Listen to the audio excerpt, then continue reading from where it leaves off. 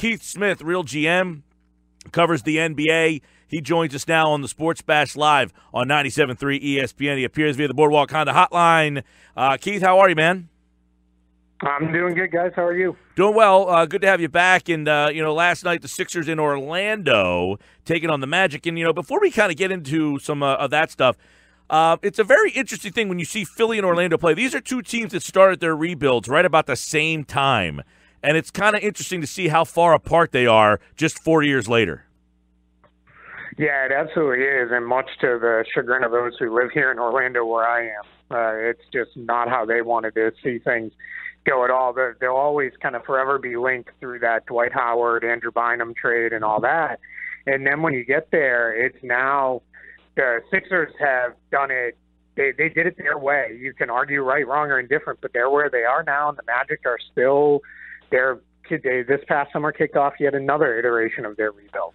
Yeah, and you go back to 2012 when the Sixers and Magic made that draft night trade. Elfrid Payton from Philly to Orlando, Dario Saric to Philadelphia. The Sixers were willing to be patient and wait for Dario. The Magic apparently weren't. Yeah, well, everybody knew the Magic's guy was Elfrid Payton, so everyone knew that was the guy they wanted. And Tim Hinkie made a great move. He jumped in there and grabbed him and said, if you want him, you're going to pay me. You're going to give me back a pick you owe me. Or that we owe you, rather, in the future, and then I'm still going to get the guy I want anyway in Saric. So it's just one of many master moves there in the draft for Sam Hinkie and the Sixers. So fast forward to where we are now. Last night you tweeted you saw Markelle Fultz shooting there in Orlando pregame, which, one of the pastimes of Sixers fans is following the beat writers' Twitter feeds. Yeah, see that video go up. To see their videos of Markelle. What did you see from Markelle Fultz? We had Brett Brown earlier. I asked him if Markelle told you he wanted to play tomorrow night, would he be in the rotation? And Brett said he would. He would play him, and I said, what if you make the playoffs? Yes, he would play. So he's not shutting the door on Fultz playing. What you saw, does it look like a guy who is close to being ready to play? It looks a lot closer than it looked previous, and it's not just Philly fans. It's, I think, all of us in the NBA follow those beat writer videos because I know I'm checking in regularly as well. But, yeah, he looked pretty good last night. I know a lot of people say his form started to look broken at Summer League, but to me it didn't look anything like it looked post-Summer League. Maybe that was the start of the process for him to change his shooting form, but it looks pretty good. Slight hitch at the top of his release when he really gets up there on it, but it was almost like if he had time to really think on the couple of moves where he's making, and now he's being defended by one of the staffers, so it's not an NBA-level guy. But when he had to make a quick, decisive move, it was good. He finished with a lot of explosive moves to the basket and looked really good at that. So I think he's come a long way, and I feel like it's maybe finally getting close. What I question is, can you add him in now where the team and the rotation are largely set? I don't know what that would do, for the playoffs and those types of things. That would worry me a little bit. Keith Smith with us. Yeah, Keith, Mike and I have talked, too, about Markelle Fultz and his skill set being something the Sixers are lacking. Is that something you agree with, that they're a jump shot team, they're a three-point shooting team, and Ben Simmons doesn't necessarily love to go to the rim and get fouled, so Markelle Fultz could be that slasher guy they're missing. Yeah, I think especially in the second unit, they don't have a ton of creators. So much of that falls to Simmons when he's out there with the second unit guys. And that's not a knock on TJ McConnell, who I think has become really the prototypical NBA backup point guard. He's just solid, doesn't make mistakes. He takes nothing off the table while he adds a few things.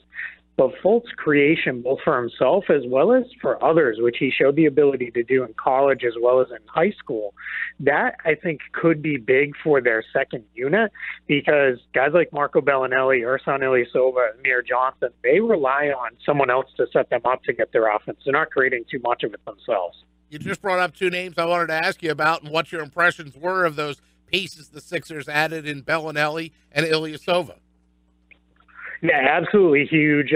Really stabilized the second unit, as well as veterans. Brett Brown talked pregame about having those two, as well as I got a chance to ask him about Amir Johnson, because I was extensively familiar with him from his time with the Celtics, and he just having grown-ups in the locker room has been huge.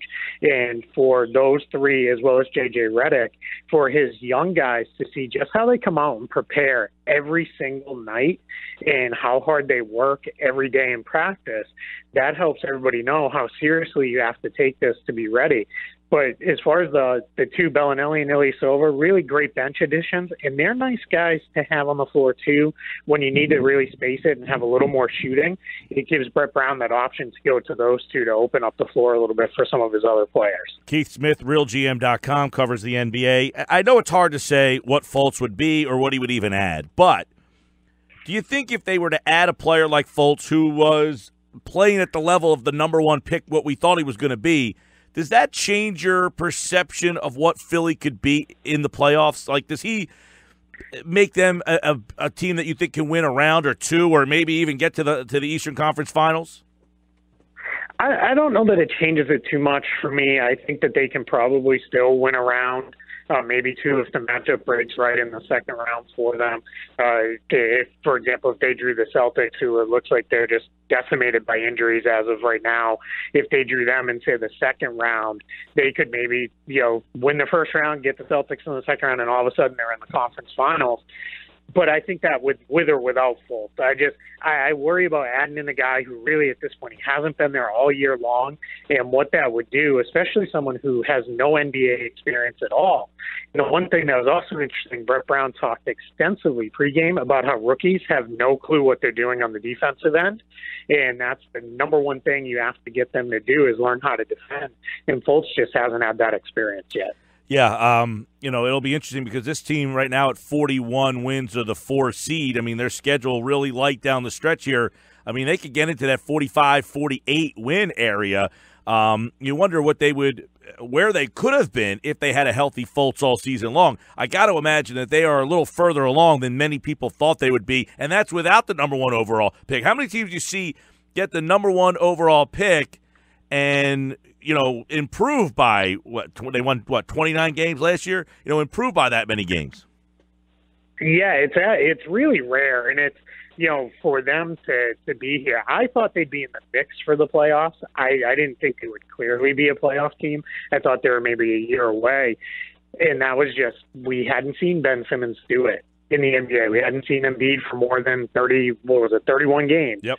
And the fact that those two guys have been so good, they're both playing at near, if not going to make all NBA levels, which is just, incredible for this stage in their growth and their careers. And then the veteran additions, J.J. Redick, he's meant the world to that team, just as how he's helped open up the floor and create things. And then, just good role players, again, McConnell, Ilyasova, Bellinelli, they're right there, and they're clearly obviously a playoff team, barring some form of disaster none of us see coming here, which I don't even know if the Pistons and Hornets could pick themselves up enough to even make that happen.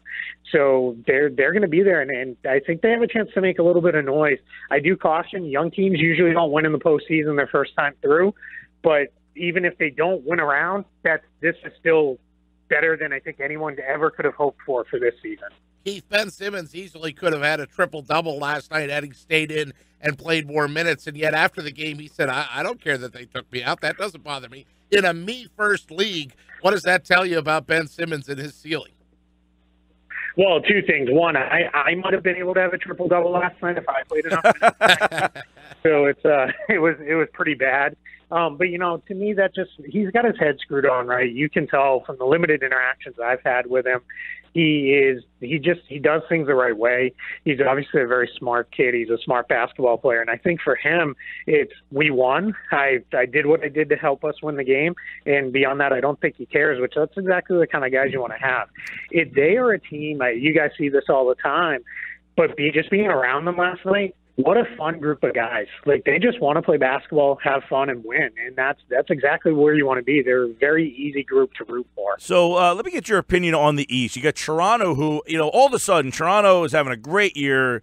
Everyone's commented on how much they've changed their style of play. And they ran into Cleveland. Right. And then they lose that one game to Cleveland, and people are like, I don't take them serious anymore. But How many teams in the East legitimately do you think could represent them in the NBA Finals? Is it just Cleveland? Is it Cleveland-Boston? Is it how many Eastern Conference teams do you believe could represent them in the finals? Yeah, I think it's Cleveland, Toronto, and pending what comes after Kyrie Irving has this knee procedure that the news broke he is going to do a surgery today. Depending on where that lands, if they can get him back, it's any one of those three. If Kyrie Irving can't come back, it's almost impossible to see that for the Celtics. But there's no reason why we shouldn't believe in Toronto at this point. But unfortunately, because of their past playoff failures, especially with their two big guys, DeMar DeRozan and Kyle Lowry, no one's going to believe it. It's going to be, you have to prove it. If I don't see it, I'm not going to believe it. And that's just something that they have to live with and figure out. Yeah, I mean, when you look at that team, they're 53-19. They have a good chance to win 60 games this year. Are they closer to that Atlanta team that won 60 games a couple of years ago, or do you believe in them more? No, I believe in them more because I think they're more built for playoff success. When you get into the playoffs, you have to be able to create offense, especially one-on-one, and they can do that. They have a couple different guys that can do that regularly with DeRozan and Lowry, and then you can, when you really need to, you can go old school and throw it in the post to Valanciunas. Plus, their bench is so deep. There's a lot of times their bench comes in and they're not hoping they hold on. Their bench extends the lead, which is huge in the NBA when that happens. Generally, your bench is just play them even and we're fine. They tend to grow leads. So they're much different from that Hawks team, which was they didn't have a lot of individual creators, and their bench was fairly shallow. So I believe in Toronto considerably more than I believe in that Hawks team.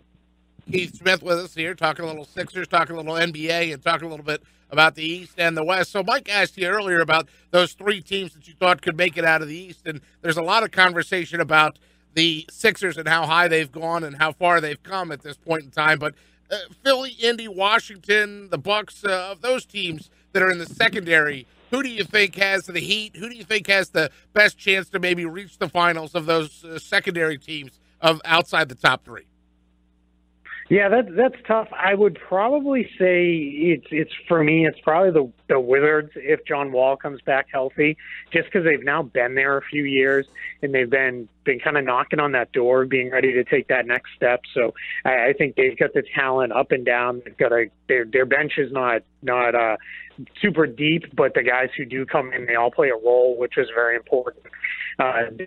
That makes it more likely that it would be them. All the rest of the teams, it feels like they need at least one trip through the playoffs first before they're going to be ready to maybe take that next step to really knock on the door of the finals. And in that said, I don't even see any of them as overly likely. I think it's, the Cavs, Raptors are pretty prohibitive favorites. If it's not one of the two of them, it'd be a pretty big surprise. Yeah, Cleveland has been such an enigma all year, but it seems like nobody has been really willing to write them off. It's they'll get it together. Even when they had that horrible stretch before they made the trade, people were still kind of believing in them. Then as soon as they made that trade, they went on a little 2-game streak, and it was like, oh, they're back. But are they the favorite for you in the East, even if Boston is at full health? Yeah, they are. They've got LeBron James, and I'm fond of saying I'm pretty dumb, but I'm not dumb enough to pick against LeBron James. It's you gotta go with him until he gives you a reason not to pick him. Now that said, I said after Cavs the other night, it didn't teach me much except whoever makes the finals is going to lose to Houston or Golden State in a sweep and let up about 150 points per game because they just don't play any defense. It's just so hard to see them doing anything against either one of those two teams out west. But yeah, LeBron's the guy. The Cavs are getting healthy when they need to be. They know how to manage through the playoffs. So it's going to take someone to knock them off. It's, again, another one of those, I'll believe it when I see it moments. All right, let's hit out west real quick. Houston, I mean, obviously is having a special season. They're at 58 already. I feel like teams are still saying, though, that they just don't believe in the Rockets. Is that foolish? Yeah, it's a little silly to discount them. I think that's more how much we all believe in the Warriors than it is not believing in the Rockets. I think it's just the Warriors. This is the fourth run now. It's guys are hurt. Guys are taking time off. They're taking the time getting back again. Another team that knows what it takes to get there. knows it's more important to be healthy than it is to win a handful of extra games here. But the Rockets, I've been saying it for months now, there is a path for them to beat the Warriors. It's, a couple games where they hit 18, 23-pointers, a game where James Harden scores 50 and wins it almost by himself, and now you're into Game 7, and anything can happen in Game 7. So I wouldn't discount the Rockets by any means. The rest of that West, you got the top two. The rest of that West is very interesting. Portland's one of those teams. They've had a great year. They went on a great run. But from 3 down, does anybody worry you?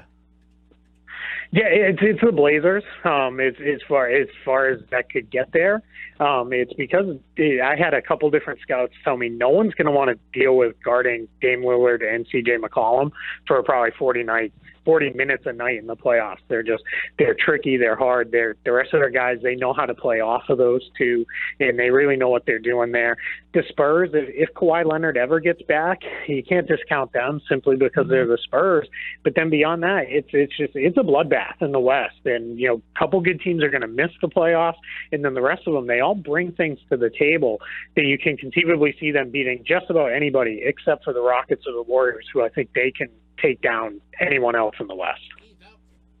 Keith, how about that dynamic there with Kawhi Leonard? Because Spurs, there's reports like the teammates are confronting him saying, come on, man, come back. The medical staff's cleared you, but he hasn't played in months due to that quad injury.